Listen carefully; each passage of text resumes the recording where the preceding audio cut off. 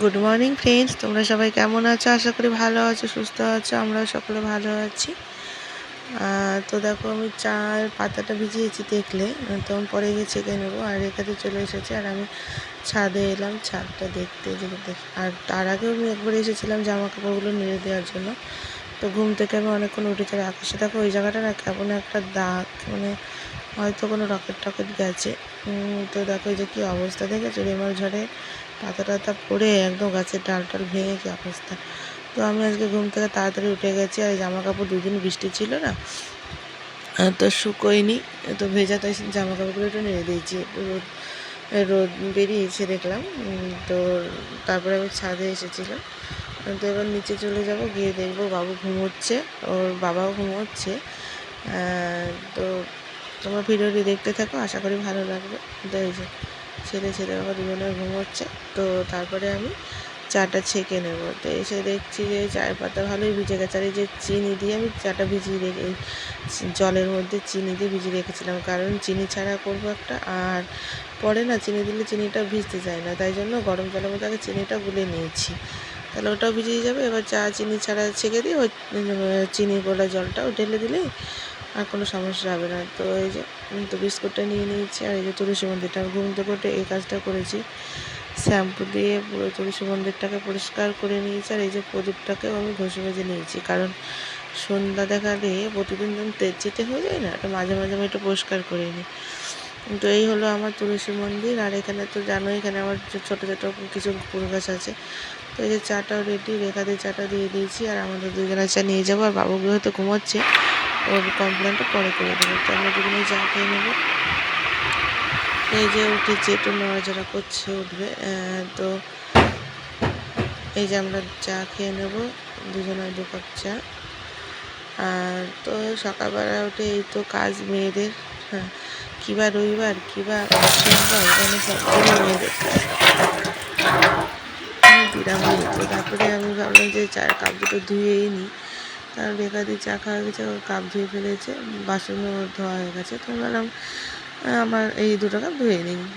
তো ধুয়ে নিলাম। আর এই যে ফ্রিজ থেকে আমি মোজা বের করলাম, মোজা কাটা ছিল। তো আমি ভাবলাম মোজাটা রান্না করবো। আরেকদিন মোজা ধোকা করেছিলাম, তো কিছুটা রেখে দিয়েছিলাম। আর এই যে ছোলার ডালটা ভিজিয়ে রেখেছিলাম, তো ছোলার ডাল দিয়ে মোজা দিয়ে সিদ্ধ করে নেবো, একসাথে প্রেশারের মধ্যে দিয়ে দেবো। তো আর এদিকে আমি ইনভার্টারটা ঢেকে দিচ্ছি, কারণ আমার এখনও চিমনি বসানো হয়নি, কারণ ইনভার্টারটা তেল চিটে হয়ে যাবে। রান্নাঘরটা আমি প্রত্যেক দিন মুছতে হয়, ওয়ালটারগুলো এত বিরক্ত লাগে, কিছু করার নাই। যে একটু একটু মুছে নিচ্ছি। আবার হাতটা ধুয়ে নিলাম। যে ছেলে ঘুম থেকে উঠে গেছে, তো ওকে একটু কমপ্লেন করে দেবো। বাবা খাইয়ে রয়েছে, বাবা খাইয়ে দিচ্ছে। তো কমপ্লেন খেয়ে ও একটু পড়তে বসবে, আমি রান্নাঘরে চলে যাবো। তো কমপ্লেন খাচ্ছে, তো আমি এদিকে ভাতটাও হয়ে গেছে, ভাতটা বসিয়েছিলাম। আর এদিকে তরকারিগুলো কেটে নিয়েছি। আর এদিকে পেঁয়াজ, ভেন্ডি, বেগুন, আলু দিয়ে একটা তরকারি করেছি রুটি দিয়ে খাওয়ার জন্য। আর এই যে ছেলে পড়ছে বাবার কাছে, তো পড়ুক, ততক্ষণ আমি দেখি রান্নাটা কী অবস্থা। এই যে ভেন্ডিগুলো ভেজে নিয়েছি। আর আমি না ভেন্ডিগুলো কেটে ধুই, তাই জন্য দেখো কড়াটার কী অবস্থা, ধুয়ে কাটি না, কেটেই ধুই। আমি জানি যে এরকম হয়, তাও করি না, জেনেও ভুল করি। তো তারপরে আমি কাঁকরোলটা ভেজে নেবো। দেখো ভেন্ডিটা আমার ভাজা হয়ে গেছে, এবার কাঁকরোলটা ভেজে নেব। তো কাঁকরোলটা ভাজছি। তো তোমরা বলো যে ভিডিওগুলো কেমন লাগছে। আর এই যে ছেলে পড়াশোনা করছে, এটা আর কি কিছুই না, শখের বসে করা। এই যে মোচা তরকারিটা আমার কমপ্লিট হয়ে গেছে।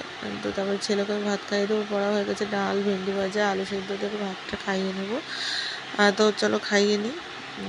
তো আর এই যেখানে ফিনাইল, ওটা সেই হাতুড়ি মার্কা ফিনাইল দিয়ে আমি ঘরটা মুছে নিচ্ছি, কারণ মাছি হয়েছে না, তাই জন্য।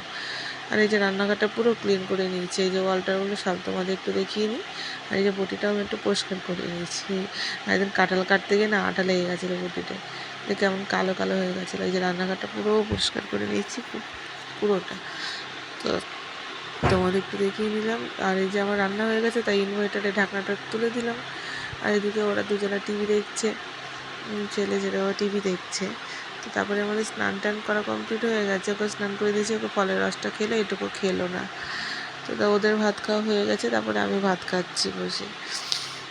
তো এই যে তারপরে ও ছেলে দুপুরে ঘুমিয়েছিল, ঘুম থেকে উঠে পড়েছে। তো ওকে বলছি তুই উঠে পড়েছিস? তারপর দেখো এই যে আমাদের অতিথি দেখেছো, মানে মানে বলে না যে আমাদের পূর্বপুরুষদের লোকজন এইরকম টাইপের ছিল, মানে আগে আদিম মানুষ বলে এরকম ছিল। তারপরে আস্তে আস্তে মানুষ প্রজাতিতে এসেছে। এই যে আমি আমার ছেলে, আর এই যে ওকে সেরিব্রোটা খাওয়াচ্ছে সন্ধ্যাবেলায়। আর এই যে আমরা দুধ চা খাচ্ছি। দুধ চা আমার একটু ভালো লাগে খেতে, মাঝে মাঝে বানিয়ে খাই। তো বিকালে ভাবলাম খাই একটু। তো আর ছেলেও একটু চা খাচ্ছে, বিস্কুট ভিজে চা খাচ্ছে। ও বললো একটু খাবো। তো তখন বিকেলবেলা, সন্ধ্যা হয়নি, কিন্তু ওই পাশের বাড়ি যাবো জেঠিমাকে দেখতে। জেঠিমার শরীরটা খারাপ, তাই একটু বিকেলবেলার দিকে চাটা করে খেয়ে নিলাম। বাবাকেও দিয়ে দিয়েছি, আর ও একটু টিভি দেখছে। এখন পড়তে বলবো তো বাবা? তাই তো। চলো ওকে একটু পড়িয়ে নিই। তো বন্ধুরা, ছেলেকে একটু পড়িয়ে নিই, বাজারে পরে আসছি আবার। তো তোমাদের ভিডিওটি ভালো লাগলে লাইক, কমেন্ট, শেয়ার, সাবস্ক্রাইব করে দিও। Tata, bye bye.